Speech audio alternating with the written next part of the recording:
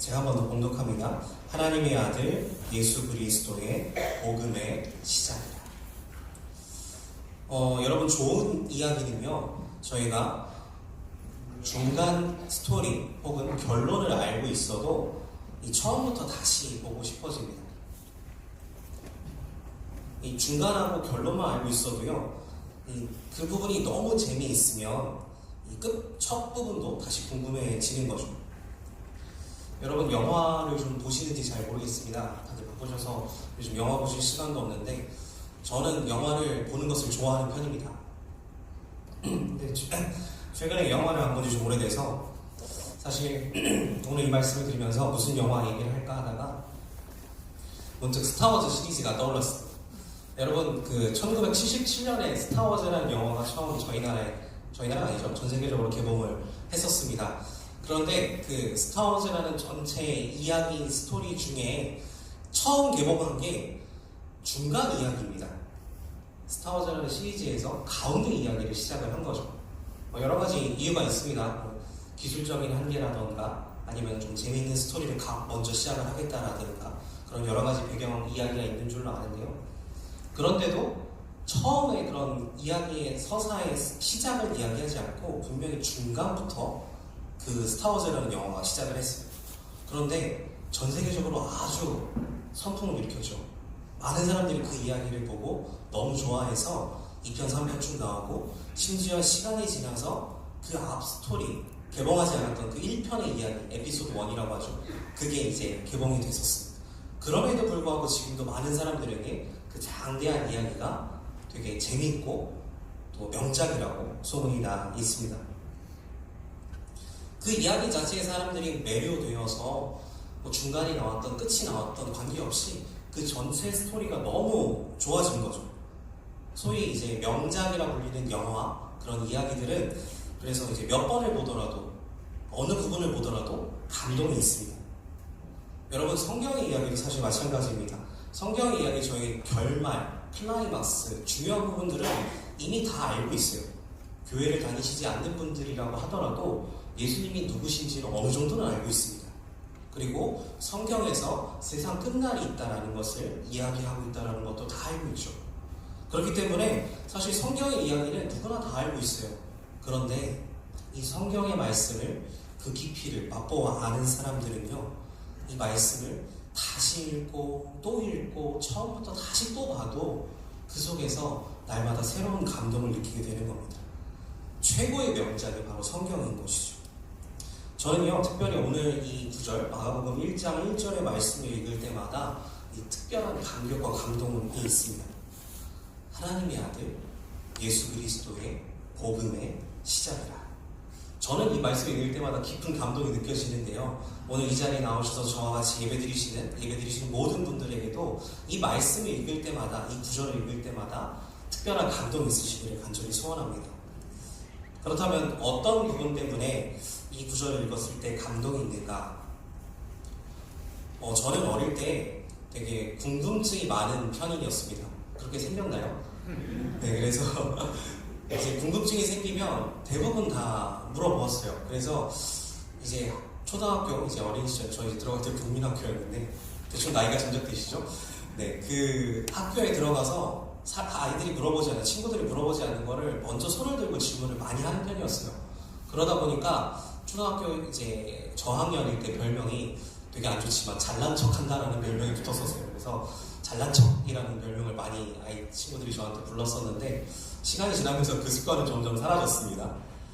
그래서 어릴 때 궁금증이 되게 많은 편이어서요, 이제 교회 학교나 이제 그런 성경 이야기를 들으면 늘 항상 궁금해했어요. 노아 홍수가 있어서 세계가 한번 정말 멸망을 했었다는데 그럼 정말 홍수가 있었느냐, 이런 이야기들을 주변에 선생님들 그리고 이제 아버지 부모님에게 많이 여쭤보곤 했었습니다. 그리고 공룡 이야기도 있죠. 분명히 공룡 장난감도 막 어릴 때 가지고 놀고 공룡이 있다는 건 누구나 다 알아요. 그런데 사실 성경에 보면 공룡에 대한 언급이 자세하게는 안 나옵니다. 어린 시절에 너무 궁금했어요. 왜 공룡에 대한 이야기는 없지? 창조과학회나 여러 가지 곳에서 공룡이 있었다는 사실을 또 많이 밝혀내려고 노력을 하시고 또 현대에는 또 다른 방법으로 공룡이 있었다는 사실들을 많이 증명해내고 있습니다. 그런 부분들이 어릴 때 많이 궁금했던 것 같아요. 특별히 이제 부모님이 저희 부모님도 그랬는데 아이들을 위해서 기도해 줄 때 보통 이렇게 많이 기도하시죠. 하나님께서 수호천사를 보내셔서 조금도 다치지 않게 잘 지켜주시라고. 그러면 어릴 때 무슨 생각이 들었냐면요, 내 뒤에 있는 수호천사는 얼마나 클까? 그런 것들이 되게 많이 궁금했던 것 같아요. 그래서 아버지에게 물어보기도 하고 그랬었습니다. 아직도 기억이 나는 한 그런 이야기가 있어요. 이야기가 아니죠, 제 경험입니다. 어느 날 이제 초등학교 들어가기 전이었습니다. 꿈을 꾸었는데 정말 무서운 악몽을 꾼 거예요. 제가 그 이야기가 아직도 그 상황이 아직도 기억이 납니다. 이 돼지 같은 이런 무시무시한, 돼지가 사실 무서운 게 아닌데 그 꿈에서는 무섭게 등장을 했어요. 저를 계속 누르면서 괴롭히는 거예요. 그래서 실제로 제가 되게 끙끙대고 앓고 있었나 봅니다. 그래서 저를 흔들어서 막 부모님이 저를 그때 깨우셨어요. 야, 너 왜 그러니? 라고 이제 깨우셨는데, 제가 그래서 돼지가 나와서 너무 무서웠다고 막 울면서, 아직도 기억이 납니다. 제가 그때 울었어요. 울면서 너무 힘들었다고 무서웠다고 얘기를 하는 거예요. 그래서 부모님께서 하시는 말씀이 악마가, 사탄이 지금 너를 괴롭히고 있는 거다. 예수님이 너를 지켜주시도록, 수호천사가 너를 지금 보호해 주시도록 우리 같이 기도하자라고 그때 부모님이 얘기를 하셨어요. 실제로 짧게 기도를 같이 부모님하고 했던 것 같습니다. 그러고 잘 잤어요. 제가 그때 아직도 기억에 남는 거는요, 그때 이후로 악마가 진짜 있나 보다라고 그때 되게 깊은 충격을 받았었습니다. 내가 이렇게 아파서 눈물을 흘릴 정도로 힘들 정도로 나를 괴롭히는 존재가 있을 수도 있겠구나. 그런데 생각해보면요, 여러분, 시간이 지나면서 이러한 상황들, 악마가 있거나 천사가 있거나 혹은 예수님이 있으시거나 이러한 상상들, 이러한 생각들을 조금씩 덜 하게 된다라는 생각을 하게 됩니다. 현실이 너무나 중요하죠. 지금 저희가 살고 있는 상황이 너무나 급해서 사실 저희들 자면서 꿈도 잘 못 꾸십니다. 워낙 피곤하니까 그냥 잠에 너무 깊이 빠지시는 거죠. 현실의 삶이 너무나 지치기 때문에 이런 것들을 생각하고 상상할 겨를조차, 거기에 쏟을 에너지조차 없다는 것을 경험하게 됩니다. 그런데 어떻게 보면요, 기독교 신앙은 이러한 상상력이 매우 중요합니다. 여러분, 예수님에 대해서 얼마나 꿈꾸고 상상하고 계세요? 예수님이 나한테 어떤 말씀을 하실까? 예수님이 나에게 어떤 모습으로 등장하실까? 혹은 내가 어떤 특별한 기도를 하고 있는데 오늘 밤 꿈속에서 예수님이 어떤 모습으로 나에게 무슨 말씀을 하실까? 이러한 상상을 저희들 나이가 들면 들수록 잘 안 하게 되는 것 같아요. 그런데 기독교는 이러한 상상력이 매우 중요합니다. 저희들 우리 앞에 놓인 현실만 바라보면요, 우리의 시야는요, 너무나 답답한 현실만 바라보게 됩니다. 그런데 하나님이 바라시는 뜻은요, 하나님의 나라는요, 희망이 가득 차고 또 희망이 넘치는 그러한 세상입니다. 기독교적 상상력, 예수님을 바라보는 이 생각이 우리에게 이러한 희망찬 시야를, 상상을 가져올 수 있게 되는 것입니다. 요즘 세상에 희망이 없다고들 많이 이야기합니다. 맞습니다. 여러분, 지금도 여러분 우리가 살고 있는 세상을 바라보면요, 희망이 너무 없는 것 같아요. 그런데 하나님을 바라보시면 희망이 생기는 줄로 믿습니다. 나는 꿈과 희망이 없을 수 있어요. 우리가 하는 일이 너무나 힘들고 너무 많아서 꿈을 꿀 겨를조차도 없을 수 있어요. 그런데 하나님은요, 지금도 저희에게 꿈과 희망을 가지고 계십니다. 그래서 나는 꿈이 없을지라도 여러분, 저희가 하나님을 바라보면요, 그 하나님의 꿈과 희망이 저희에게도 오는 줄로 믿습니다. 하나님께서 저희들을 계속 그 희망이 있는 길로, 꿈이 있는 길로 인도하고 계십니다. 그래서 여러분, 살면서 앞을 쳐다보지 못하고 바닥만 보고 걷고 있을 때 하나님을 바라보시길 원해요. 하나님께서는요, 지금도 저희를 향해서 조금만 더 힘내라, 조금만 더 걸어가라, 그러면 지금과는 다른 꿈과 희망이 열리는 길이 있을 것이다 라고 지금도 우리 곁에서 응원하고 계십니다. 그러면 한편으로 또 이런 생각을 해볼 수 있어요. 아니, 그러면 하나님도 바쁘신데 하나님도 우리를 잠깐 포기하실 수도 있지 라고 생각을 하실 수도 있을 것 같습니다. 실제로 제가 자존감이 많이 낮으신 어떤 분을 한번 만나서 이야기를 들은 적이 있는데요, 하나님이 지금도 그 형제님을 향해서 기도하고 응원하고 계십니다 이렇게 이야기를 하니까, 하나님 너무 바쁘신데 지금은 나를 잘 안 쳐다보고 계시는 것 같아요 라고 얘기를 하시더라고요.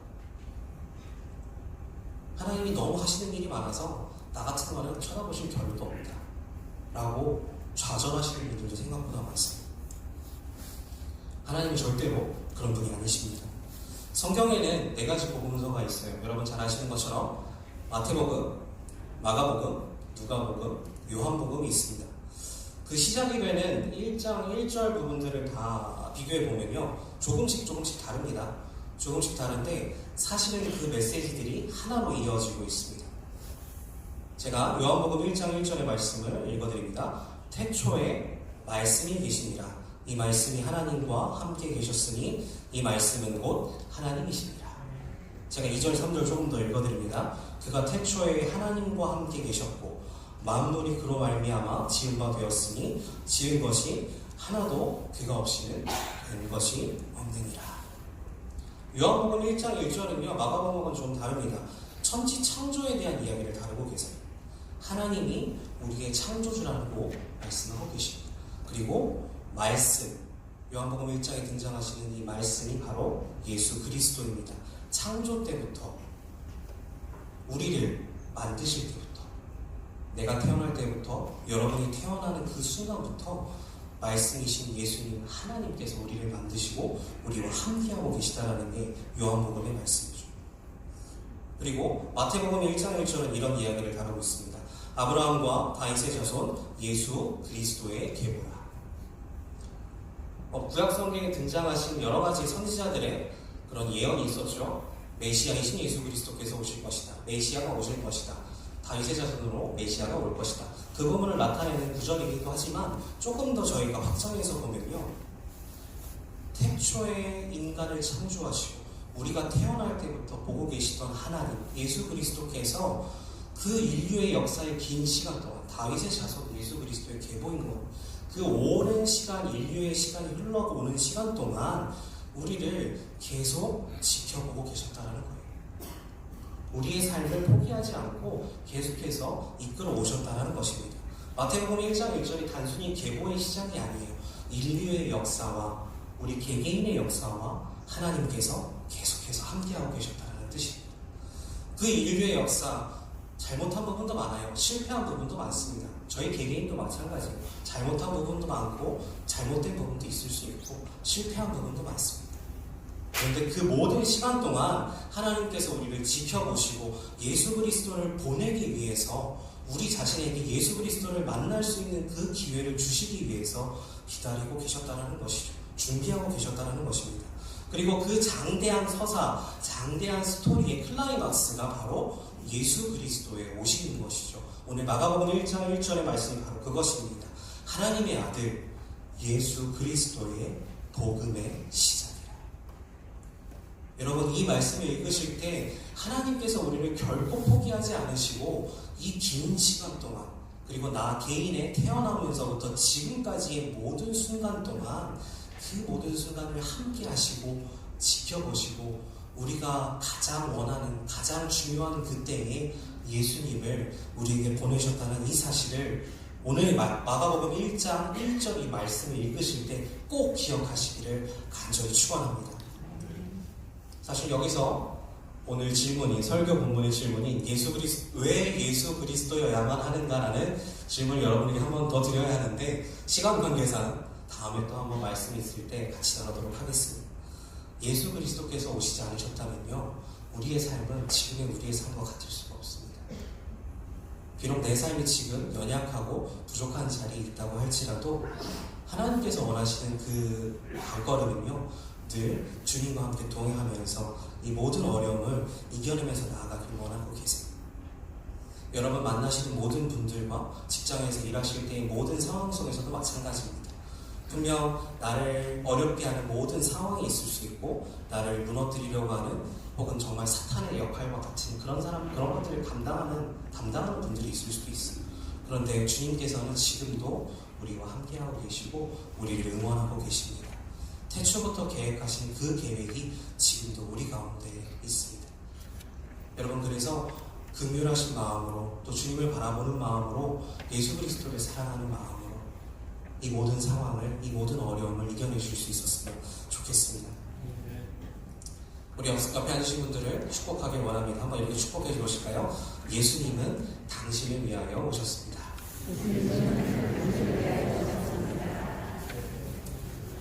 여러분을 괴롭히시는 분이 주변에 있어요.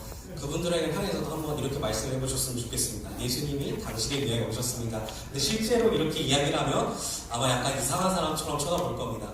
그래서 마음속으로라도 한번 선포해 보세요. 누군가 여러분 막 괴롭히고 있어요. 상황이 힘들어요. 마음속으로 예수님도 저 사람을 위해서 오셨습니다. 그러면요, 알게 모르게 긍휼하신 마음이 생길 겁니다.